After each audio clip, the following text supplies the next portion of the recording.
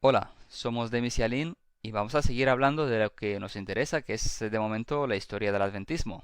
Y vamos a seguir por donde nos quedamos el otro día, completando algo que nos dejamos en el tintero el otro día, ni siquiera lo mencionamos, que es eso del sábado. Los adventistas son adventistas del séptimo día, precisamente porque consideran como día sagrado el sábado en vez del domingo. Vamos a mirar cómo se llega a todo esto. Demis, ¿nos podrías hacer un recorrido histórico por todo esto? Como bien has dicho, en el capítulo anterior hablamos sobre los principales pilares del adventismo, pero nos dejamos el más importante o el más famoso destacado, que es el del sábado, porque creemos que se merece por lo menos un capítulo aparte. Recordemos que estamos hablando siempre del fenómeno este del segundo gran despertar, y dentro del segundo gran despertar en la corriente restauracionista que ya definimos en su momento, que pretendía pues restaurar el cristianismo original y hacer que el cristianismo vuelva a ser lo más bíblico posible. Pues dentro de este restauracionismo había una corriente o una idea muy importante que era el reposo sabático. Es decir, la idea de volver a restaurar en el cristianismo el reposo sabático que supuestamente había sido muy importante para los primeros cristianos. A lo largo de los siglos, de los años y tal, los católicos y los protestantes históricos en Europa guardaban el domingo y para ellos era un simple día de culto, no era necesariamente un día sagrado o un día de reposo. Y recordemos que los puritanos creían que su nación, que los Estados Unidos, tenía como razón de ser convertirse en esa sociedad cristiana ideal que durante 1000 años iba a preceder la segunda venida de Cristo. Y para ellos, el restaurar el sábado o ese reposo sabático formaba parte de esa sociedad ideal cristiana que iba a precedir la segunda venida de Cristo. Cuanto más se esforzaran en guardar el sábado, cuanto más fieles eran en este aspecto, más fiel sería también Dios en cumplir sus promesas y antes iban a alcanzar ellos esa sociedad ideal. Ajá. ¿Y cómo actuaban? Pues, por ejemplo, proponían cosas como la de cerrar el servicio de correos, cerrar los negocios, el transporte público, etcétera, durante el día de descanso, es decir, durante el domingo. Y estas leyes que ellos querían implementar se conocerían como leyes azules. Y curiosamente se dieron incluso algunos casos de adventistas detenidos por incumplir estas leyes, como por ejemplo el hijo de Ellen White, Willie White, al que detuvieron por permitir que la imprenta de la iglesia continuara funcionando un domingo. Pero los adventistas no eran ni los únicos y seguramente ni siquiera las principales víctimas de, de estas leyes propuestas por los puritanos.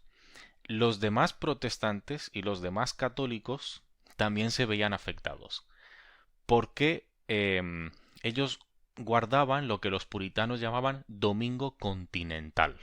¿Y qué significaba el domingo continental? Pues significaba, en todo caso, ir a misa por la mañana y luego por la tarde pues te ibas a la taberna o te ibas al mercado a hacer tus compras o al salón de baile o lo que te apeteciera. Y eso, claro, para los puritanos era algo inconcebible en el domingo, que era el día sagrado, y era incompatible con esa idea de reposo sabático que ellos querían restaurar. Lo curioso, lo curioso es que algunos católicos, algunos líderes, obispos católicos, les empieza a hacer gracia también la idea esta puritana de restaurar el día de reposo, el concepto de reposo sabático. Y esta cooperación que empieza a haber entre el movimiento puritano y otros líderes protestantes y católicos, esta cooperación con la finalidad de restaurar el reposo sabático, entre protestantes y católicos será muy importante, como ya veremos en la escatología adventista.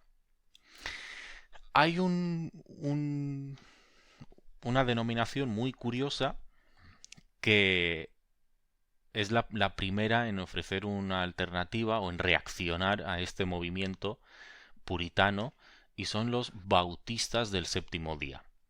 Y estos dicen algo muy simple, que es, vamos a ver, primero, según el Nuevo Testamento, el cristiano tiene plena libertad de guardar cualquier día o no guardar ningún día. Eso lo primero. Y segundo, ya que nos ponemos, si realmente queremos guardar algún día o restaurar el reposo sabático, pues bíblicamente lo que habría que restaurar es el sábado como reposo sabático y no el domingo. Y por eso se llaman bautistas del séptimo día.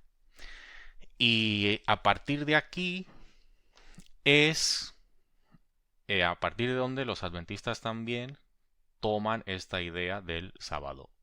O el bautismo del séptimo día se convertirá en una de las corrientes que van a influir en el adventismo en lo que al sábado se refiere. Efectivamente, es una señora bautista del séptimo día quien le explica lo del sábado a Bates, al que mencionamos en el capítulo anterior. Y ya Bates luego convence a los demás. Pero los adventistas construyen una movida muy particular alrededor del sábado y al principio les cuesta aceptar este tema. Había dos grandes cuestiones que resolver respecto a esto del sábado, que sí parece muy interesante, pero en primer lugar, ¿cómo se ha llegado a la situación en la que el 99% de los cristianos guardan como día sagrado el domingo, si es que originalmente se guardaba el sábado? Y empiezan a buscar en la historia, a ver qué y cuándo y cómo ha pasado. Así que la conclusión a la que llegan es que fue la Iglesia Católica quien lo cambió en algún momento. Porque claro, era la única iglesia que había hasta que llega el cisma del 1054. Así que en algún momento ellos lo tuvieron que hacer. Identifican este momento como posiblemente el concilio de Nicea en el 325 o algo que hizo el emperador romano Constantino cuando se declaró a sí mismo cristiano, y al convertir el cristianismo en la religión oficial del Imperio Romano, ya que Constantino dio un decreto en el año 321 que permitía a los que no trabajaban en la agricultura tener libres los domingos. Y ahí ya identifican la Iglesia Católica junto con Constantino, con el poder político, cambiaron el día de reposo de sábado a domingo. Y esto les suena familiar a un versículo de Daniel 7.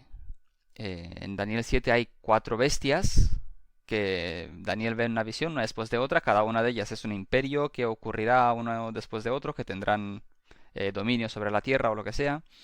Y al final del cuarto imperio, que sería Roma según la interpretación adventista, de esa bestia sale un cuerno pequeño que, dice Daniel, cambiará los tiempos y la ley. Y además perseguirá a los que son fieles a Dios. Y claro, esto es algo negativo. Pues este cuerno pequeño lo identifican con este tema. La Iglesia Católica ha cambiado el tiempo de reposo del sábado al domingo. Además es el cuarto mandamiento. Es decir, el cuerno pequeño es identificado con la Iglesia Católica o o con el con el Papa papado. como institución, como concepto de Papa. Ujú, Eh, ujú. Esto no era algo nuevo. Realmente durante casi toda la historia había alguien dispuesto a identificar al Papa con ese cuerno pequeño de Daniel 7.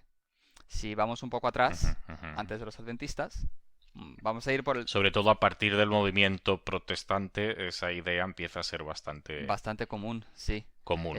Vamos a hacer un viaje por la historia hacia atrás desde los adventistas. Antes de los adventistas, ya en Europa los protestantes, como Luther, consideraban que la Iglesia Católica era el anticristo, o que el Papa era el anticristo, y eso era el cuerno pequeño de Daniel 7. También Isaac Newton tuvo una...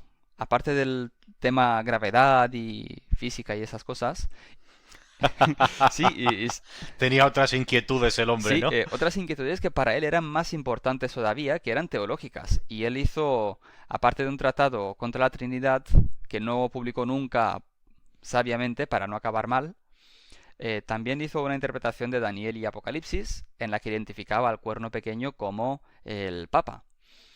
E incluso antes de la Reforma Protestante, que empieza en 1517, tenemos algunos grupos disidentes en Europa, como son, por ejemplo, los valdenses. Los valdenses eran un grupo eh, de, de herejes, entre comillas, que no aceptaban la autoridad del Papa y se escondían en las montañas del norte de Italia para no acabar, bueno, como solían acabar los herejes en la Edad Media. Y claro, ellos también solían identificar al Papa con el cuerno pequeño de Daniel 7, que ha cambiado las leyes tal cual están en la Biblia y además les persigue a ellos que son el pueblo de Dios. Y no solo en cuanto a herejes, sino incluso dentro de la propia iglesia católica, tenemos casos como por ejemplo algún, algún monje de alguna orden mendicante que valoraban la pobreza por encima de todo, veía al Papa Ujú, ujú. como ese señor que está ahí viviendo rodeado de oro en el Vaticano, y eso le parecía obsceno. Decía, esto, O sea, todo el rollo de los dominicos y los franciscanos y sí, que la iglesia los medio toleraba, pero al mismo tiempo eran un poco exacto. siempre críticos y... Y algún dominico franciscano en algún momento insinuó que el Papa podía ser el anticristo porque era muy anticristiano en su actitud de perseguir siempre dinero y poder y todo eso. Ujú, ujú. Incluso fuera ya de órdenes mendicantes, algunos profesores de universidad, recordemos que las universidades en aquel entonces, en la Edad Media, eran instituciones católicas fundadas por la Iglesia. Y había algún que otro profesor que se sentía lo bastante a salvo en la universidad para insinuar que el Papa podía ser el anticristo que se identificaba con el cuerno pequeño de Daniel 7. Esto último lo descubrí de pura casualidad escuchando un podcast que os recomiendo ya que estoy, que se llama History of Philosophy Without Any Gaps, que es posiblemente de los mejores podcasts que hay sobre la historia de la filosofía. Y dejaré un link en los comentarios, en la descripción. Porque, a ver, está chulo, es ameno, es gracioso a veces, es fácil de entender. Está muy bien informado porque está hecho por un tío que es profesor de universidad de filosofía y a cada tema le dedica un par de capítulos o a cada autor y luego entrevista a una persona que es experta en ese autor o en ese tema. Y lo sigue todo cronológicamente intentando no saltarse nunca nada.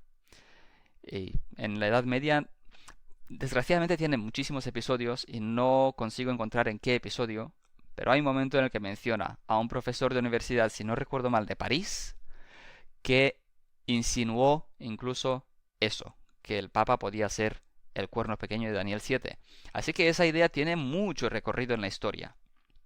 E incluso, Total, que cuando los adventistas llegan a esa conclusión, más que una conclusión, es una idea con siglos de antigüedad que adoptan, exacto, que retoman. no es que estén inventando nada en esto. Luego ya se inventan Ujú, cosas ujú, construyendo a partir ujú, de ujú. esto.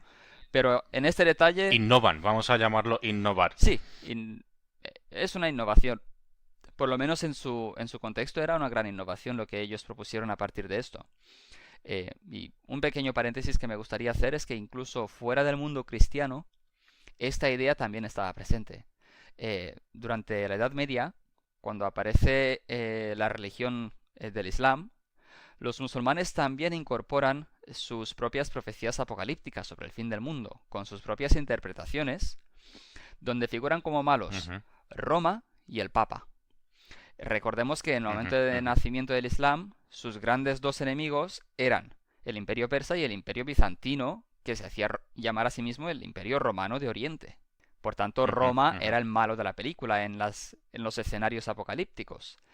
Y sus enemigos eran el cristianismo, que estaba liderado por el Papa. Recordemos que en el 600 y pico Aún no se había producido el cisma de 1054, por tanto solo había una iglesia Ujú, cristiana y ujú. liderada por el Papa. Esto sigue aún vigente en algunas ramas del Islam, esta idea, pero no sé lo suficiente como para decir lo extendida que está esta idea. La descubrí también de casualidad hace Ujú. unos años, cuando estaba el ISIS controlando una gran área de Irak y todo eso, y estaba la gente muy alterada con el tema del ISIS. Leí un artículo en The Atlantic que hablaba precisamente de sus expectativas apocalípticas.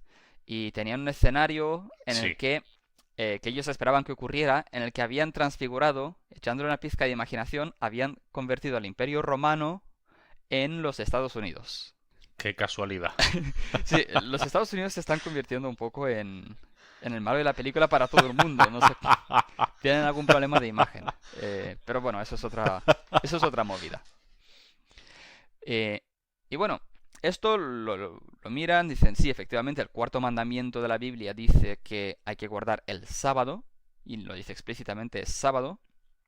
En algunas traducciones dice séptimo día, sin especificar, pero dicen, a ver, si Jesús murió el sexto día y era viernes, resucitó el primer día, que era domingo, en medio está el séptimo, que es el sábado, no hay mucho que discutir ahí, el sábado es el sábado. Pero eh, había gente que le dijeron a Bates, vamos a ver, esto del sábado está muy bien, pero Jesús vuelve ya. O sea, es cuestión de Ujú, meses, ujú. como mucho. ¿Realmente vale la pena meterse en este embrollo ahora? O sea, si esto ha sido así durante casi toda la historia del cristianismo, que la gente guarda el domingo, por unas semanas ¿Para más qué no nos pasa vamos a nada. complicar ahora, a última hora? Exacto. Si enseguida viene Jesús, ya nos lo clarificará todo y ya estará todo arreglado. Esto tampoco es tan urgente. Lo urgente es Ujú. predicarle a todo el mundo que enseguida viene Jesús y que se preparen. Eso es prioritario. Esto es secundario, es una distracción. Así que empezaron a estudiar a ver si encontraban esto del sábado en Daniel y Apocalipsis, porque, claro, esta gente estaba obsesionada con Daniel y Apocalipsis. Y efectivamente lo encuentran, porque como siempre en Daniel y Apocalipsis, sea lo que busques, lo vas a encontrar. Sí, fácilmente. En primer lugar, miran en Apocalipsis, hay un momento en el que dice que el templo de Dios se abrió en el cielo y se vio el arca de la alianza. Esto es una referencia que para entenderla hay que saber algún más detalle más sobre qué había en el templo. Recordad que estaba el patio exterior y luego ya el templo en sí que tenía dos habitaciones. Entrabas en la primera habitación, la habitación santa, y al fondo estaba la separación hacia la segunda habitación que era la sala santísima. El san... No sé de qué otra manera se llamaba. El santo de los santos. El lugar El lugar santísimo. santísimo, eso, gracias. Sí. Pues en el lugar santísimo, en esa segunda habitación, había una caja de madera recubierta en oro, que tenía una tapa con dos estatuas muy chulas, muy bonitas, y dentro de esa caja estaban, en teoría, las dos tablas de la ley que Moisés se bajó del monte, y en la cual estaban escritos los 10 mandamientos, incluyendo el cuarto, el del sábado. Así que acaban de encontrar que el sábado sí que está especificado de alguna manera, o se indica hacia él, en Apocalipsis. Así que empiezan a prestar más atención, de ojo, a ver si es que esto está por aquí. Eh, Recordemos que ellos ahora mismo, su gran descubrimiento había sido precisamente el concepto de santuario celestial. Entonces, este versículo lo que les da a entender es que en ese santuario celestial, en ese lugar santísimo donde justo acaba de entrar Jesús, está el arca y dentro del arca están los 10 mandamientos y está el cuarto mandamiento. Entonces, tiene que haber una relación ahí. sí, y lo digo y probablemente volveré a decirlo varias veces durante este capítulo. Todo esto para ellos es muy lógico si partes desde sus premisas. De hecho, si partes de sus premisas Ujú, es la única opción lógica. Porque el texto lo dice claramente, ujú, el templo ujú. de Dios se abrió en el cielo. O sea, en el cielo está el templo de Dios que se abrió y se vio el arca del pacto, el arca de la alianza. Y el arca de la alianza, por cierto, a lo mejor os suena de algo a los que seáis más cinéfilos, eh, que era lo que Indiana Jones buscaba en su primera película. Una idea más que me gustaría mencionar para entender mejor esto, como tú bien has dicho, en el texto de Apocalipsis solamente pone que se abre el templo y en el templo está el arca.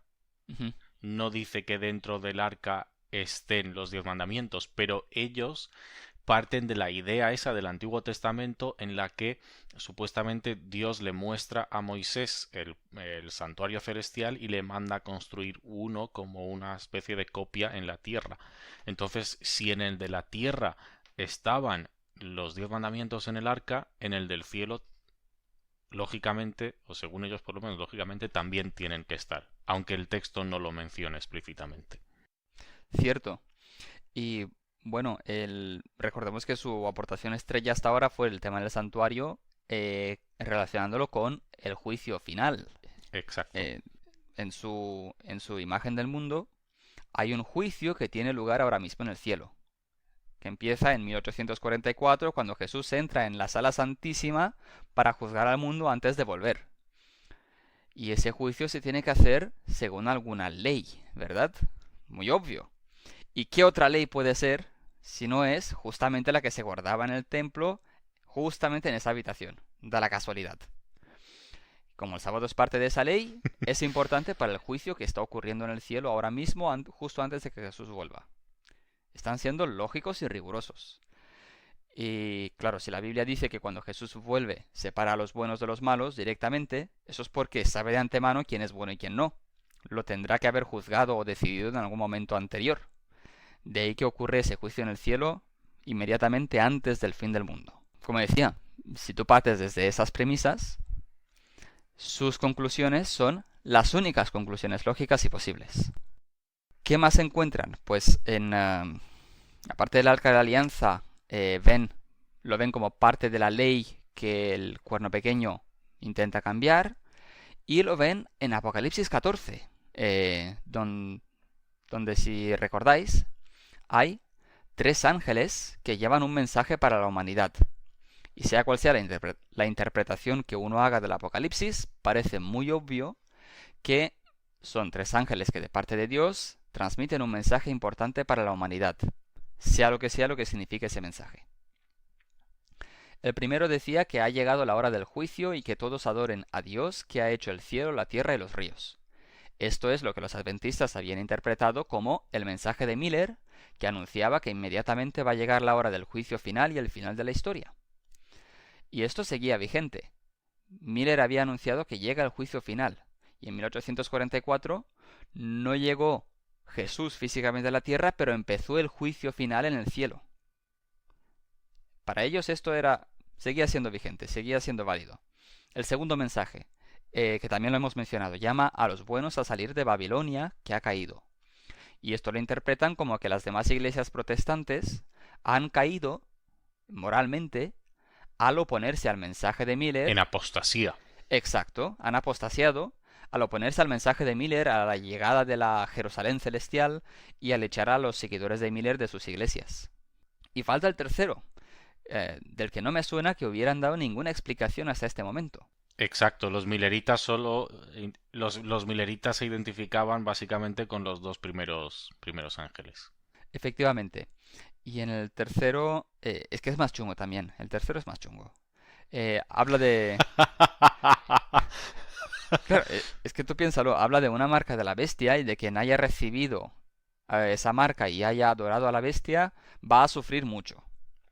Y que aquí hace falta la paciencia de los santos que guardan los mandamientos de Dios y la fe de Jesús. Pues vale, sea lo que sea la marca de la bestia, va en oposición a los mandamientos de Dios de alguna manera. Por lo menos si lees estos dos versículos uno después de otro, dices, vale, hay aquí una contradicción, un contraste entre una cosa y otra. Lo de la marca de la bestia se menciona en otro capítulo de Apocalipsis, en otro lugar de la historia, como que habrá una bestia que obligará a todos a inclinarse ante ella, a adorarla y tal, y a todos los que la adoren les dará una marca sobre la frente y sobre la mano. Así que empiezan a pensar en qué puede ser la marca de la bestia esa. Porque la bestia ya la tenían bastante clara. Claro, la bestia solo podía ser el Papa, como en toda esta tradición de interpretación del Apocalipsis que hemos contado antes. El Papa es el cuerno pequeño de Daniel y es la bestia del Apocalipsis, es el malo de la película.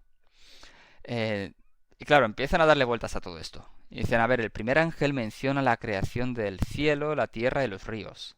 Y el cuarto mandamiento también menciona la creación, porque el cuarto mandamiento acaba Ujú. justificándose diciendo que Dios lo ha mandado como día de reposo porque Dios descansó al séptimo día tras haber creado el cielo y la tierra y los mares. Así que empiezan a haber cierto paralelismo, que juntado a lo que Daniel contaba antes, les lleva a la conclusión de que guardar el domingo como día de reposo es la marca de la bestia. La bestia del Apocalipsis es el cuerno pequeño de Daniel, es el Papa, y eh, su, su marca, la marca de la bestia, es el aceptar su propuesta de que él tiene derecho a cambiar la ley de Dios al cambiar el sábado a domingo. Esto último es una innovación que les hace destacar como unos bichos raros para todas las demás iglesias de ese momento y creo que de este momento también. Ahora, claro, tenemos, tenemos un cóctel explosivo aquí. Si juntamos esto a la situación que tú nos has explicado del, de las leyes azules, de los puritanos haciendo presión para que se guarden de manera muy estricta y empiezan a haber presiones legales en cuanto a todo esto, se crea en su mente un escenario apocalíptico de cuál es la peor situación que se puede dar antes de que llegue el fin del mundo, porque el mundo va a ir a peor hasta que ya no pueda ir a peor y entonces llega Jesús a salvar a los suyos y a ponerle fin a todo esto. Y ese escenario terrible del futuro es que el Papa, la bestia, junto con el poder político, el gobierno americano, obligarían a todo el mundo a aceptar la marca de la bestia y a guardar el domingo. Y en el proceso, además, el Papa cuenta con la colaboración de Babilonia, de esas iglesias protestantes que han apostasiado. En este caso, los puritanos, que son protestantes que están haciendo presión para que la ley fuerce a la gente a guardar el domingo. Y están viendo todas esas fuerzas políticas y religiosas a su alrededor, que en principio deberían ser enemigas, pero están trabajando en la misma dirección y están remando en la misma dirección, están yendo hacia el mismo objetivo, que es obligarles a ellos a guardar el domingo. Tú juntas todas estas piezas y te sale exactamente el escenario de Apocalipsis. Claro, hay que tener en cuenta que esto era una reacción a, a la situación que ellos estaban viviendo. El tema de las leyes azules se discutía en su momento. Esto llegó a un punto álgido más tarde del momento en el que hablamos, en 1890 y pico. Y esto llega al clímax de la discusión y llega a estar hablándose en los periódicos constantemente, pues igual que se habla ahora estamos en marzo de 2020, igual que se habla ahora del coronavirus, del Brexit, de lo de Cataluña, etcétera. Claro, por otro lado, los protestantes en general estaban obsesionados con el tema del Papa y consideraban que, como todo católico en teoría, le debe obediencia absoluta al Papa por encima de la obediencia al gobierno del país, pues temían que los inmigrantes católicos, sobre todo irlandeses, sabotearan el país desde dentro o organizaran una revolución autocrática cuando el Papa lo mandase, ¿sabes? Una revolución para instaurar alguna monarquía absolutista como en Europa. De ahí eso de que el Ku Klux Klan hiciera la vida imposible tanto a los afroamericanos como a los católicos. Eh, y de ahí que esta paranoia con el Papa pues se juntara a la ansiedad de las leyes azules en este escenario adventista. Claro, este escenario apocalíptico, que repito, es que el Papa en algún momento, junto al gobierno americano, con ayuda de las iglesias protestantes americanas, van a forzar leyes que obliguen a la población a respetar el domingo como día de reposo y de adoración. Este escenario no ha envejecido muy bien. O por lo menos yo creo que no ha envejecido muy bien. Y personalmente también creo que la Iglesia está empezando a abandonar ese escenario poco a poco. En iglesias locales más conservadoras o en países más conservadores, como por ejemplo en Rumanía, es perfectamente normal encontrarse a mucha gente en la iglesia hablando abiertamente de este escenario con mucha certeza, como dándolo por hecho. Sí, esto está clarísimo. Pero en lo que es España o la mayoría de iglesias así más normales, pues mencionan esto como de pasada, o al menos yo tengo esta sensación.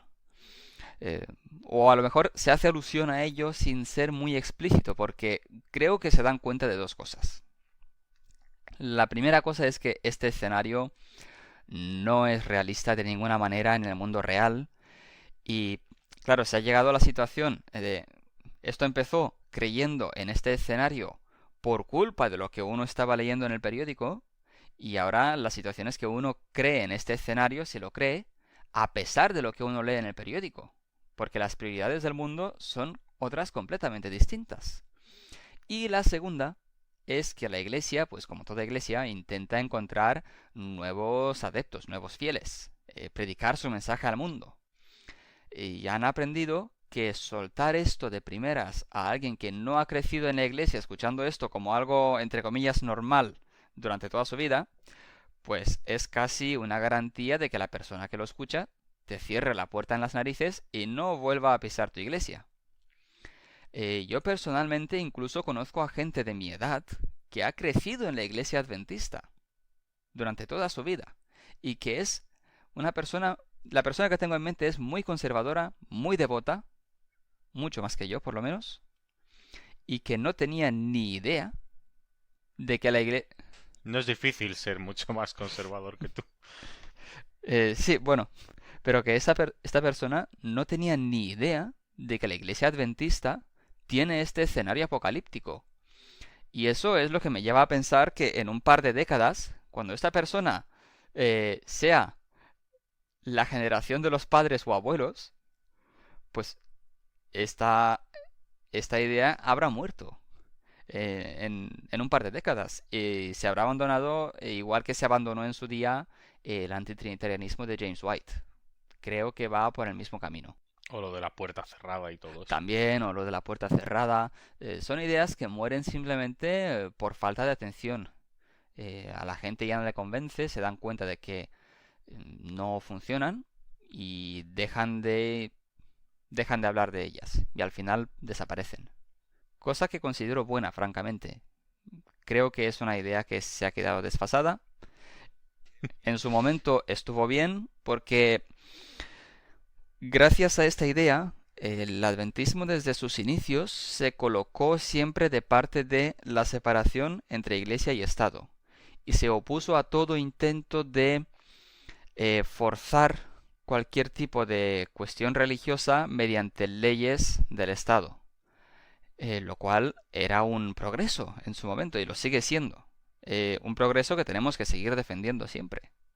Hablando de, hablando de esto de la separación entre iglesia y Estado, de hecho, hay un momento en la historia súper interesante que, bueno, tiene lugar un poco más tarde, ya en los años 90 del siglo XIX, cuando esto de las leyes azules se les va un poco de las manos y se ponía muy seria la cosa y, de hecho, en el Congreso lo llegan a plantear. Hay un senador que se llama Blair, o Blair o algo así, no sé, que se lo tomaba muy en serio y lo proponía. Y de hecho, uno de los adventistas más famosos de la historia, que es Jones, que luego vamos a hablar mucho de él, va allí al Congreso en representación de la Iglesia y tiene un diálogo súper largo con el senador este, que está recogido en un libro que se llama algo así como Ley Dominical Nacional o algo así, en castellano no sé cómo será, yo tengo el librito en rumano y es muy interesante. Y bueno, llega a un punto en la conversación en el cual el senador este Blair le pregunta a Jones si estaría de acuerdo con una ley que en vez de promover el domingo, promoviera el sábado. Si estuviera de acuerdo con una ley que obligara a la gente a guardar el sábado en vez de guardar el domingo. Ujú. Y Jones, pues, le contesta claramente que no. O sea, que ni hablar, que la cuestión no es el día a imponer como día de reposo. La cuestión es que el Senado y el gobierno y el poder político no tiene ningún derecho de imponer a la población ningún concepto religioso. O no se puede utilizar la religión para legislar en el espacio público. Amén. Y también me gustaría mencionar que George Knight, que es un autor en el que nos basamos bastante para hacer esto, en sus libros habla de los bautistas del séptimo día como en dos fases. En una primera fase eran muy tolerantes, Ujú. como dijimos al principio. Ellos defendían que, bueno, que cada uno, pues, según el Nuevo Testamento, puede guardar el día que quiera o no guardar ninguno, pero ya que queremos guardar uno, pues que lo suyo sería que guardásemos el sábado. Ujú. Pero luego hay como una segunda fase en los que ellos también em, se unen A los a los puritanos. puritanos y consideran ser su deber solemne el llevar a la nación el mensaje del verdadero día de reposo y tal. Y entonces los adventistas heredan un poco de los bautistas del séptimo día la idea de que si hay que guardar un día de reposo, pues bíblicamente es el sábado, Ujú. pero ellos enfatizan esa herencia anabautista que mencionábamos en los primeros capítulos. Si hay que restaurar algo de la iglesia primitiva, no se puede restaurar por medios políticos. Tenemos que, como estadounidenses, como americanos y como cristianos, tenemos que seguir siendo fieles a ese principio de separación entre la iglesia y el Estado. Ujú. Y bueno, como tú has dicho también antes, creo que en este aspecto, pues tenían una postura muy saludable, muy sana, políticamente y socialmente hablando. Y admirable, vaya. Sí, creo que estaban en el lado correcto de la historia, por lo menos en este asunto. Y bueno, una vez contado todo esto, yo en realidad lo dejaría aquí y el resto lo hacemos en el siguiente, que esto se nos está quedando bastante largo. Me parece fantástico, Vale, me parece fantástico. pues el Y me próximo sorprende episodio, que seas tú el que decida cortar un capítulo. pues el próximo episodio más sábado. ¿Me oyes? Sí, te oigo. Bueno, cortamos aquí, Ahora, dime. le damos al stop. Vale.